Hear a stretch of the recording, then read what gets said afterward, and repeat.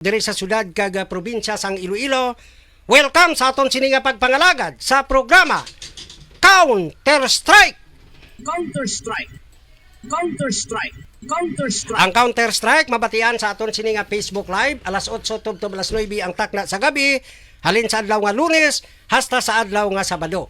Kag kun Biyernes mabatian ang Counter Strike diri sa RMN Iloilo las 10 ang takna sa aga. So sa liwat sa 180 ka barangay diri sa syudad sang Iloilo, welcome gid sa inyo programa. Ang programa Counter Strike. Ang programa nga wala sing may ginapinan, wala sing may ginadampigan, labi kag labaw sa tanan, wala sing may ginakadlukan, basta ang ginapabutyag kamaturan. Ining inyo alagad, Rito Katamin Chiba, nga magapangalagad sa sulod sang 20 minutos agud sa pagdulong sa pila ka mga balita, pila ka mga impormasyon, pila ka mga update lakat sang pamulitika diri sa syudad sang Iloilo. Sa subong nagakumod ang mga tawo no sa tienda kag sa kapihan sining simana lang no. Kay daw ginsumpa kuno ang syudad sang Iloilo kay man konfirmado nga nagasarurot ang ekonomiya kag nagatimbuok ang aton inflation. Ang inflation amo ang pagtaas ang bilis sa mga balaklon kag mga serbisyo nga nagatuga sa pagpanubo sang balor sang kwarta. Ini nagapakita sang pagmahal o pagtaas ang gasto sang mga pamuluyo kag nagapigado nga sitwasyon sang isa ka lugar. Suno sa Philippine Statistic Authority, 4.1% ang inflation rate sang Iloilo City sa bulan sang Oktubre. Mas mataas ang inflation rate sang bilog nga pungsod which is 2.3% lang. Ginalantaw sa mga expert kaangay sang Institute of Contemporary Economics nga ang pagpasaka sang real property tax amo ang mayor nga rason sa pagsaka sang inflation rate. Tungod nagtimbuok ang RPT, ginpasa ini sa mga negosyante, sa mga konsumidor, pinaagi sa pagpasaka sang bilisang ila mga baligya o mga serbisyo, product services para hindi sila maputo. So, nakita naton ang epekto sang left and right nga pagpangutang sang syudad kag last week gina-approve naman sang rubber stamp City Council.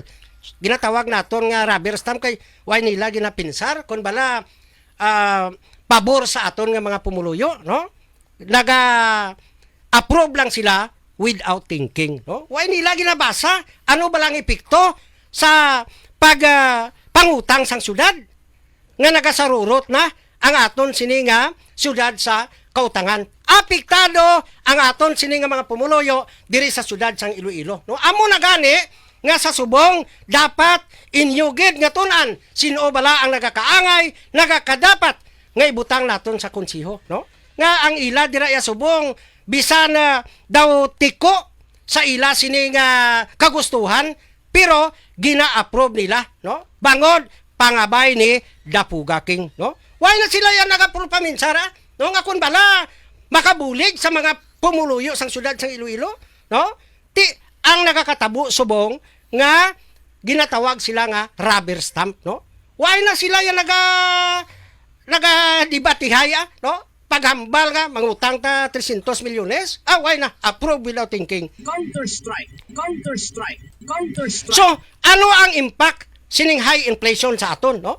The Institute of Contemporary Economics also outlined the long-term economic cost, suggesting that the 400 million expected from the real property tax hike could translate into billions in lost economic growth, with additional impact of a significant minimum wage hike.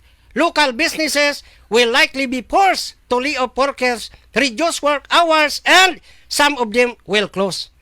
Ginambal pag nila nga ang implication is clear without intervention, the city rests seeing job losses and economic contraction, no? So amo ini ang ibilin nga ligasiya ni Dapuga King, also known as Emperor de Persona non grata, ipangakak pagpamigado sa mga Ilonggo tungod sa tax nga gintuga sang pinangutang nga wala tuo kag ginpanugutan sang sangguniang panlungsod nga rubber stamp niya. Counter Strike.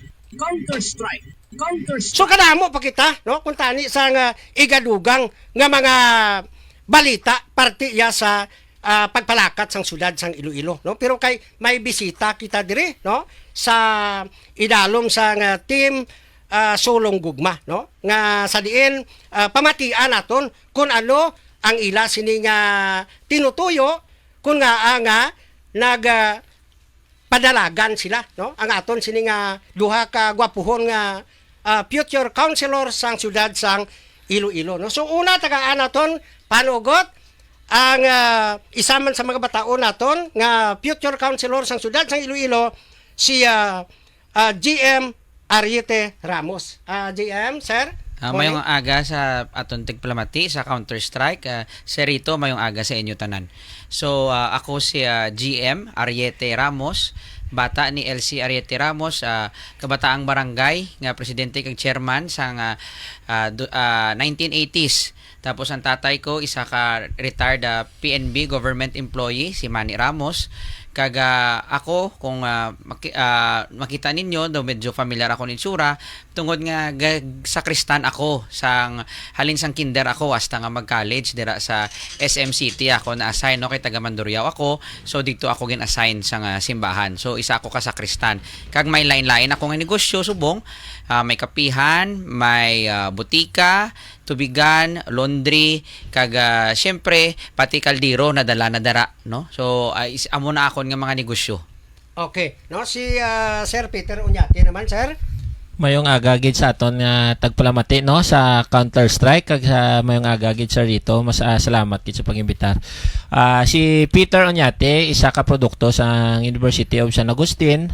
Si Peter Oñate naging bank officer man sa BPI for 13 years. Si Peter Oñate naging isa man ka presidente sa JCI Iloilo. Tapos si Peter Oñate isa man ka atleta kung sa diin nga actually dira man isa nakilala kita diri sa syudad, no, kay tungod sa pagampang naton sa basketball. Mhm. So katahom, no, bataon pa tanawan nyo kay tama ka klaro, no. Ikaduha naton nga pamangkot sa kay GM Ariete Ramos, no. Ano ang panghangkat sa syudad nga luyag mo hatagan sang solusyon? So amo gina serito, no, ang una ko gid nga na eksperyensya nga kinahanglan gid i-address or isolusyonan ang pagtaas ang maton nga buwis. Kay tungod kung taas ang buwis gamahal ang renta namon nga mga negosyante.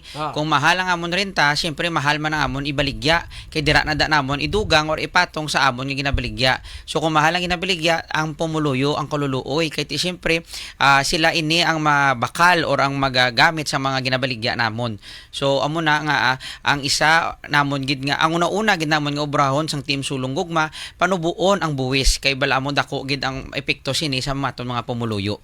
Aha. Sa kay Sir Peter Oñate, ano ang panghangkat sa syudad nga luyag mo hatagan sang solusyon, sir? Actually, ang isa naton ka nakita nga pagpangangkat gid is ang traffic naton. Kaya ako based on experience again, kagapon lang sa traffic light bala. I don't know kung natun-an ina pagbutang lang or basta-basta lang ta gabutan sa traffic light. Pero ang traffic light dira sa may balabago kag sa may nabitasan, grabe gid ang epekto sa traffic. So supposed to be tani matagaan tagid na sang atensyon gapanawagan man ta sa ila, no, sa kung sino dira ang gapungko nga base pa malang matagaan nila man atensyon kay grabe gid ang epekto sang traffic naton subong kag especially ang aton nga mga kamiguan or mga kautoran man dira nga gaobra sa City Hall ang pagdili sa sweldo. Kay isa ina nga kung dili ang sweldo dira man sila nga sige ka pinangutang, especially kung magpinangutang man sila, kung magabot ila sweldo ibayad nila sa utang, pag-abot wala man sila gyapon batunon, wala sila iano sa pamilya nila. So sa kay Sir J. Ariete Ramos, ano ang ara sa Team Sulong Gugma nga namutan mo kung nga ang sa Team Sulong Gugma ikaw nag-upod? So una-una gid sa rito, no, ang leadership ni Congresswoman Jam Baronda, and of course ang iyan ni Vice Mayor Lavla Baronda, no, nga leadership ang akon nga nanamian. Una gid nakita ko nga damo sila nabuligan nga mga tao, damo sila proyekto nga para sa pumuluyo mismo. So hambal ko kung gusto ko mag-intra or sa isa ka grupo, syempre ang leadership ang mo gina ang akon ginatulok. So ang isa na dira ang sustainable livelihood ni Kong Jamjam, kung diin nga hatag siya kapital sa mga gusto magnegosyo.